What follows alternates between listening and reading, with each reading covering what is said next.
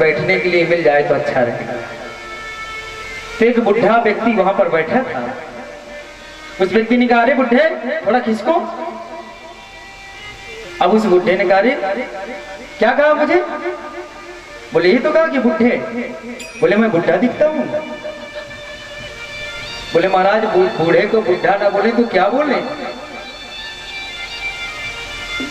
बोले तुम्हारे जैसे बोला जाता है। अरे बोलना ही तो कम से कम ये बोलो कि भूतपूर्व नौजवान थोड़ा खिसक जाओ। अरे महाराज जब इतने सारे भूतपूर्व पड़े हैं तो क्या मेरे से आपको क्यों शिकायत है? कहने का तात्पर्य कि व्यक्ति उस पद से बाहर भी हो जाता है लेकिन फिर भी उसका अभिमान जाता नहीं है। उसमें साथ में भूतपूर्व जरूर लग जाता है। बोलो जय सिया राम। तो फिर भगवान कहते हैं कि अब घंटी का काम नहीं, अब घंटी की जरूरत है। और जब घंटा बजता है तो फिर कोई खबर नहीं रहती किससे मिलना है, क्या करना है। अरे जिससे मिलना है उससे पहले ही मिल लो। यम के दूत फिर समय नहीं देते हैं, इसलिए ये सारे प्रश्न पहले से ही सोच करके तैयार रखना चाहिए। कौन कौन? मरने के बाद सिर्फ 2 ही प्रश्न होते हैं।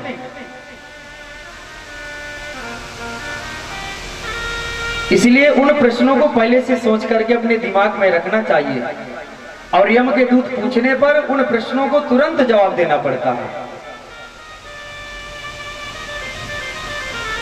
प्रश्न 2 ही है, पहले पाप भोगोगे या पुण्य भोगोगे? 2 प्रश्न होते हैं।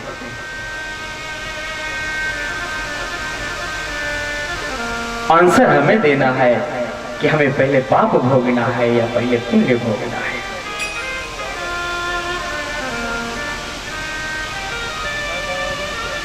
अच्छा ये बताओ कि मनुष्य बनना, मानव बनना ठीक है या देवता बनना ठीक है? कौन कौन मानव बनना चाहते हैं, कौन कौन देवता बनना चाहते हैं? जरा हाथ ऊपर करें। पहले मानव वाले हाथ ऊपर करें जो मनुष्य बनना चाहते हैं। मनुष्य की संख्या बड़ी कम लग रही है।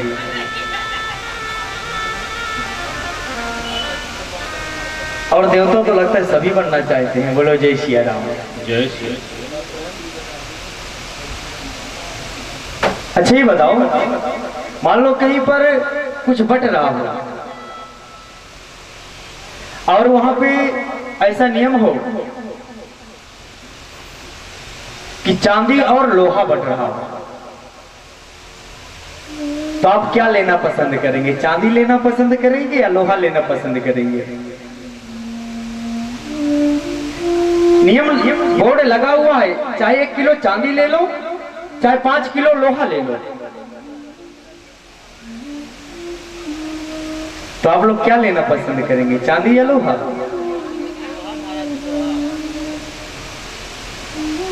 अरे लोहा तो 40-50 रुपए किलो ही होगा और 5 किलो चांदी तो महाराज मिल जाए तो क्या कहना है। बोलो जय सिया राम। सियल सिंह जी क्या लेना पसंद करेंगे, चांदी या लोहा?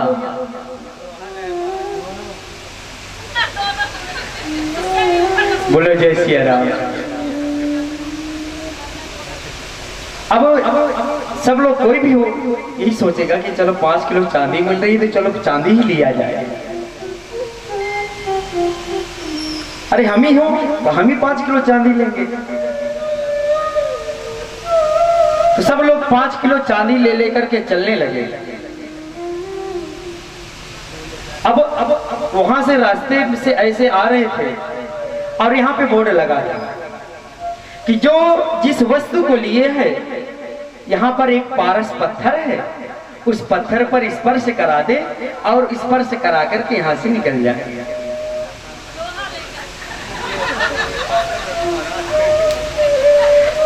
तो बताओ कि चांदी लेना ठीक है या लोहा लेना ठीक है?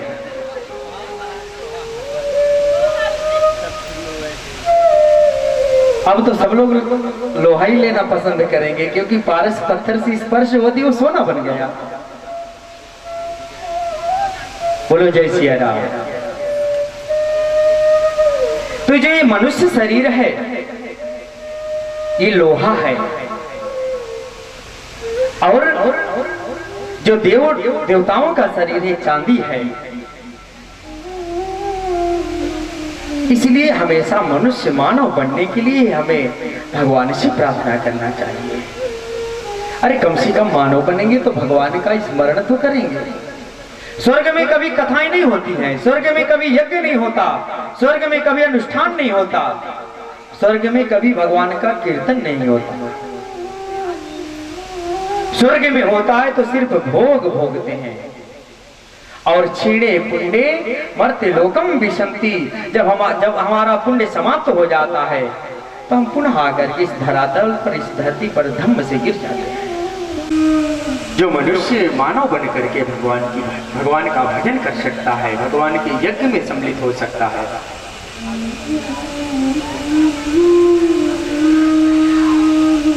तो हम लोग तो बड़े सद्भागी हैं कि एक तो शारदीय नवरात्र का पावन समय और दूसरे राम कथा रूपी गंगा प्रवाहित हो रही है और हम लोग गोते लगाते जा रहे हैं।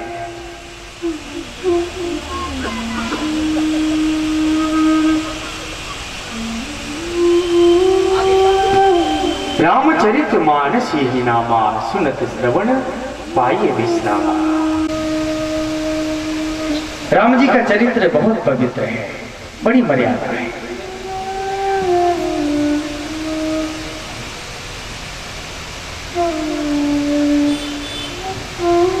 आइए उसी रामचरित मानस में प्रवेश करते हैं।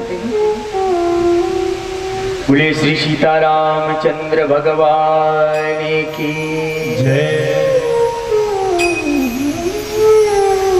कल हम श्रवण कर रहे थे कि भगवान श्री राम विश्वामित्र जी के साथ और लक्ष्मण जी के साथ विश्वामित्र जी के यज्ञ को संपन्न किए। इसके बाद अहिल्या मां का उद्धार किए।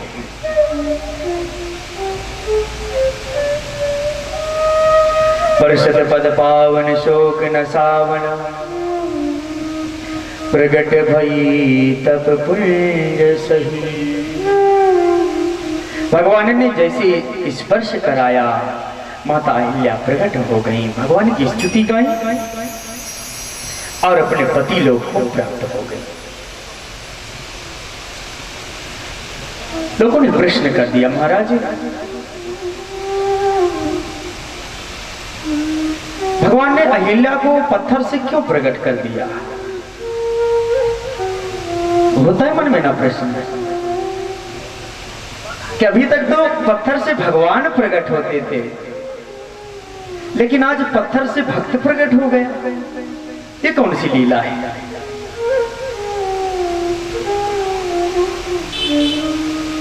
भगवान से किसी ने कह दिया, प्रभु ये समझ में नहीं आया क्या बात है।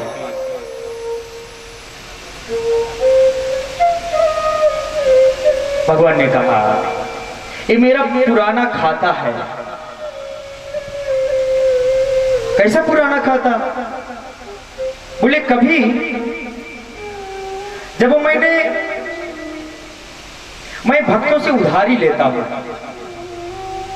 और समय आने पर उसको पूरा कर देता हूं। बोले कैसे? बोले जिस प्रकार से मैंने गोपिकाओं का चीर हरण किया और गोपिकाओं का चीर हरण किया और उधर द्रौपदी का चीर बढ़ा दिया, तो एक से लेता हूं और एक को दे देता हूं। मेरे पास कहां है? ये तो एक से लिया एक को दे दिया।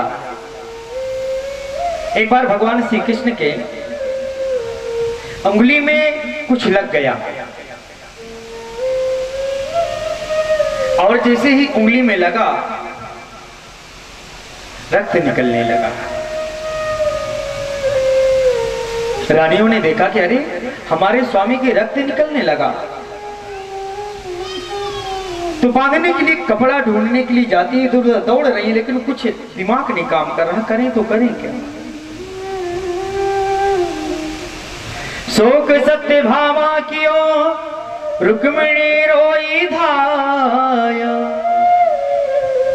बांधन को पट खोजती पट रानी अकुलाय।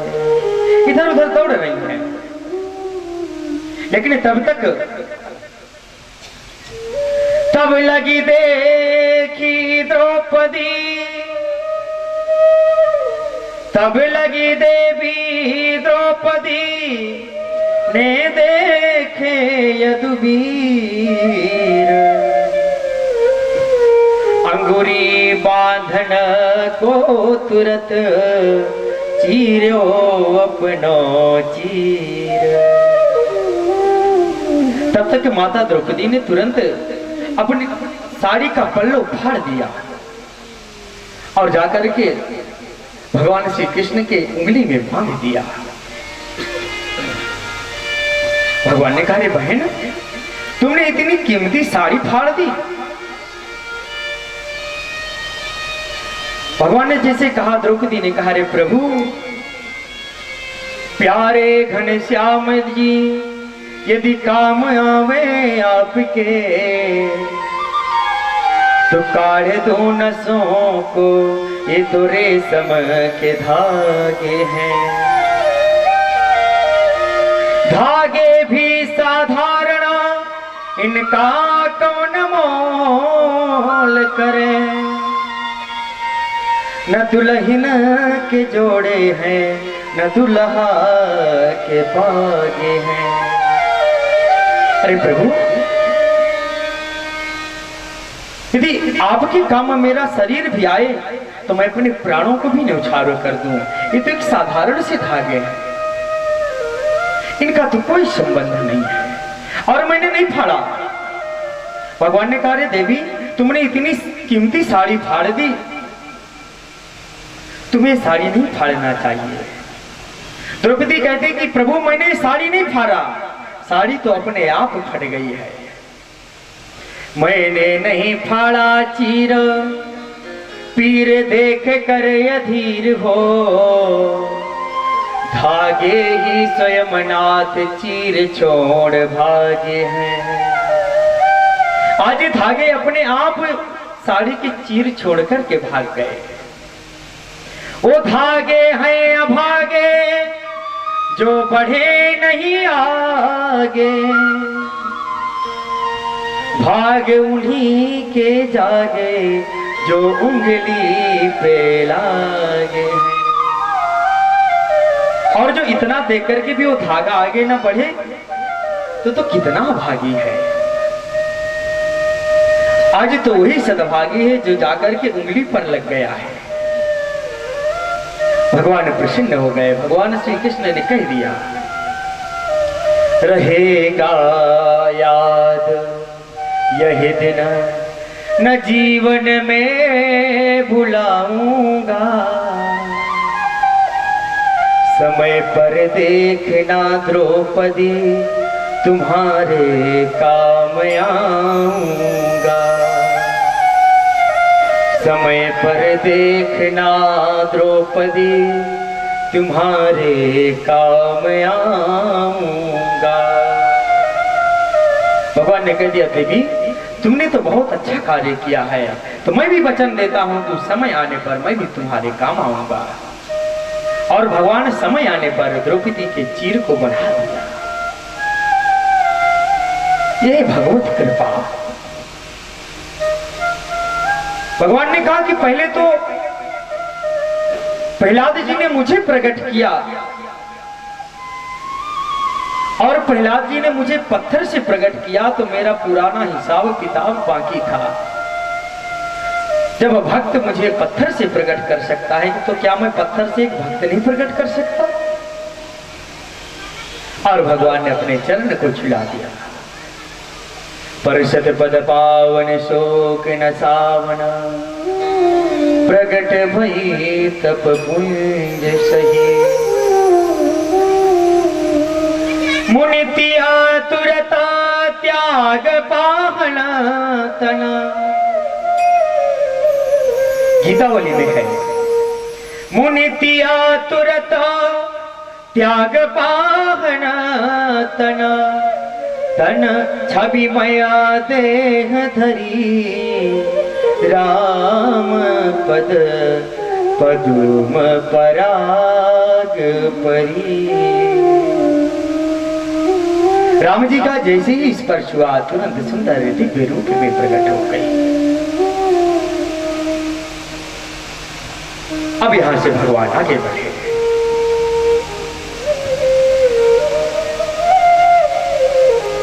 लेकिन जब भगवान आगे बढ़ रहे हैं तो भगवान बड़ी प्रसन्नता के साथ आगे बढ़ते जा रहे हैं।